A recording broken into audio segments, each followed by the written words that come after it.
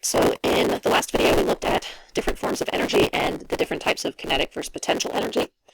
Now I want to talk about conservation of energy, which is also called the first law of thermodynamics. It's the law of conservation of energy, and how we can use that law to describe why energy transformations occur. Alright, so first thing we need to know is, what is the law of conservation of energy? This is the idea that energy is neither created nor destroyed, but that it transforms from one type of energy into another.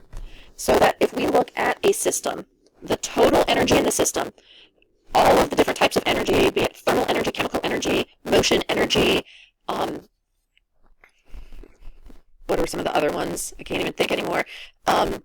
Electrical energy, nuclear energy, all of that stuff in our system is going to be a total amount of energy.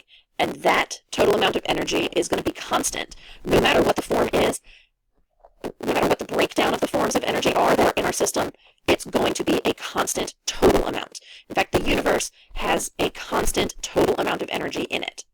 And as I said, this is also called the first law of thermodynamics. All right, so this is the first law that describes how heat, specifically, that's what thermo means, but how heat and energy is moving through all these different changes. So we've got some examples here of different ways that energy can be converted. So let's think first off, if you've ever ridden a roller coaster, you know the lift hill takes you up a hill, and then you're up at the top of the hill, and then you go down and into all the curves and into the loops and into your spirals up and down hills. All right, so that is occurring because you put the lift hill puts energy in to lifting you up.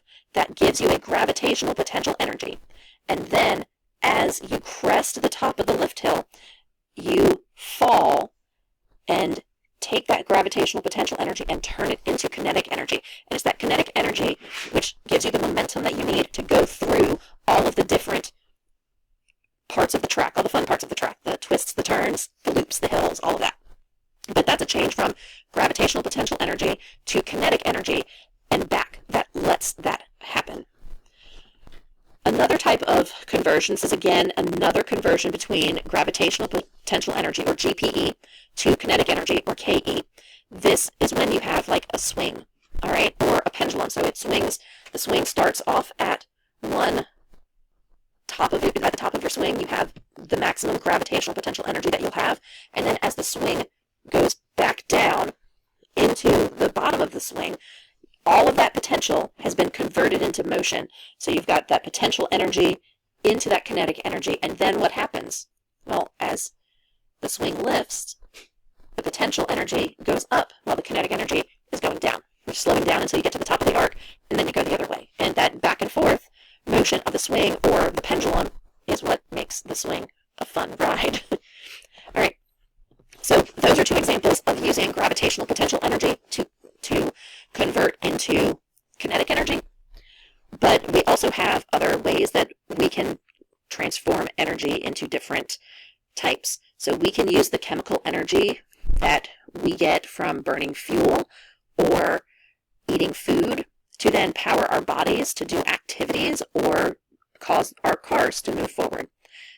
We can use radiant energy from the sun, and we can convert that, or we don't convert it, but plants can convert that from radiant energy into chemical energy because of the process of photosynthesis.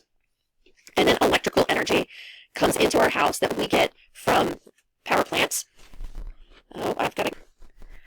All right, so we also have electrical energy that we get from a power plant that comes into our homes through an outlet, and then that outlet transfers that electrical energy into a device like a lamp or a heater. And the device, the lamp, takes that electrical energy and turns it into radiant light energy, while a heater or an oven will take that electrical energy and turn it into thermal energy, or heat energy, that we can then use to warm up when it's cold or to cook food. So we have different ways that we can transform energy from one type to another. But specifically, what we're going to focus on is the conservation of mechanical energy. And this is typically seen when we look at changes in potential energy to kinetic energy that relate to gravitational potential energy or elastic energy into kinetic energy or mechanical kinetic energy, that energy of motion. So we are looking at relating potential energy to kinetic energy. And we want to know when we have maximum potential energy and maximum kinetic energy. So just we need to remember kinetic energy is related to the movement of the object, and potential energy is related to the position or the state of the object at a particular moment in time. Now, when we're looking at conservation of mechanical energy, this does not necessarily account for changes in chemical energy that might occur. All right, so we're not looking at, if I'm running down a hill, I'm not concerned with the fuel that my body is burning to make my legs move. I'm more concerned with how much energy I had at the top of the hill compared to the amount of energy I have at the bottom of the hill, and what kinds of energy we're talking about there. This also doesn't take into account the fact that friction will exist, and because friction exists, some of our energy will always be lost to that movement of particles across each other, and that's going to generate thermal energy. So it's going to steal some of your potential and turn it into thermal energy, or energy that we really can't use in our system. All right, so here are some different ways we can create, or we can observe potential energy. We can use our potential kinetic mechanical energy. We can use our feet to turn the pedals of a paddle boat, which then is going to turn a sort of propeller, which will then propel the boat forward. So we've got a potential energy in our position and our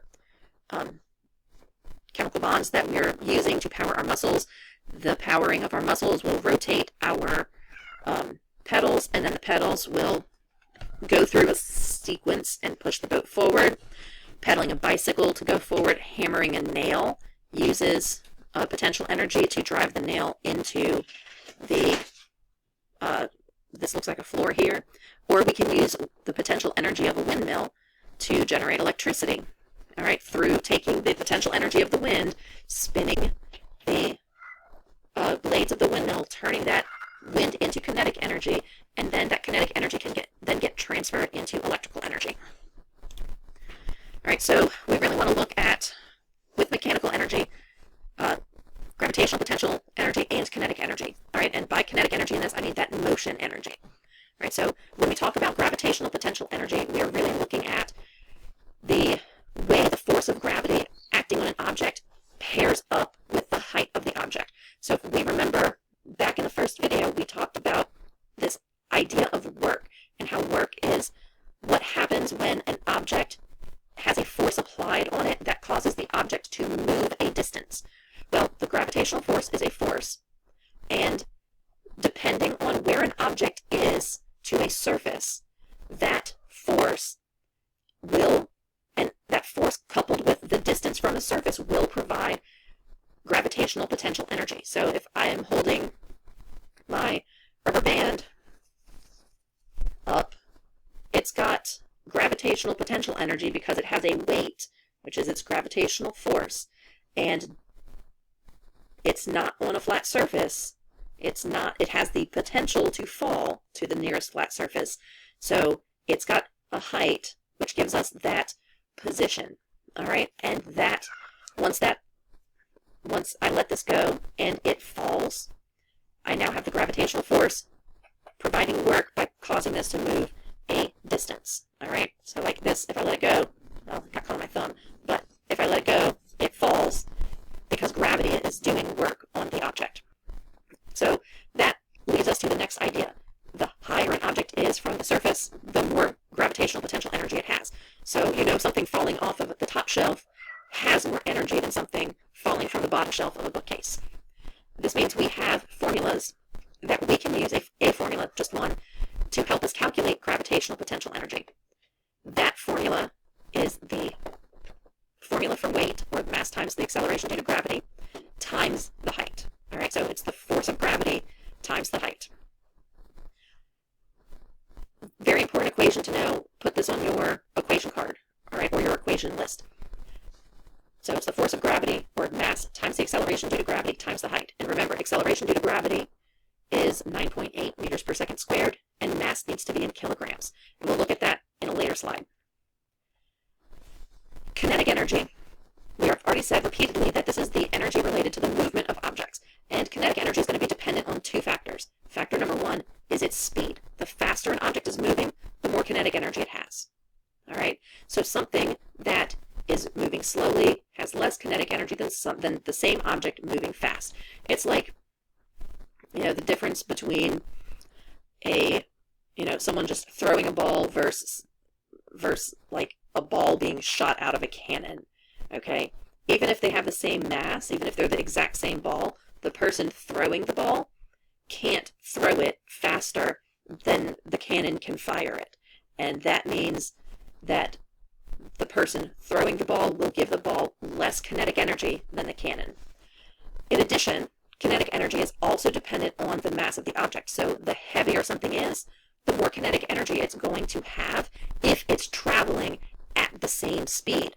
So a cannonball traveling at the same speed as a bullet will have more kinetic energy than the bullet. All right. So if I fire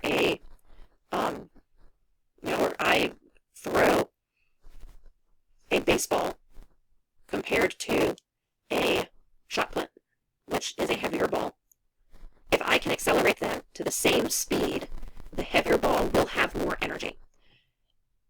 Now, the impact of mass is actually less than the impact of the speed of the object. So if we just have two different objects moving at two different speeds, then it's really hard to tell which one's going to have more kinetic energy unless you do the calculation. Now, the calculation for kinetic energy is 1/2 mv squared, or 1/2 of the mass times the velocity squared. Only the velocity is squared. All right, so you're just squaring the speed, squaring the velocity. So this means that every time you double the speed, the kinetic energy is going to go up by like 4 compared to the mass. If you double the mass, the kinetic energy is just going to go up by 1. All right, or it's just going to double.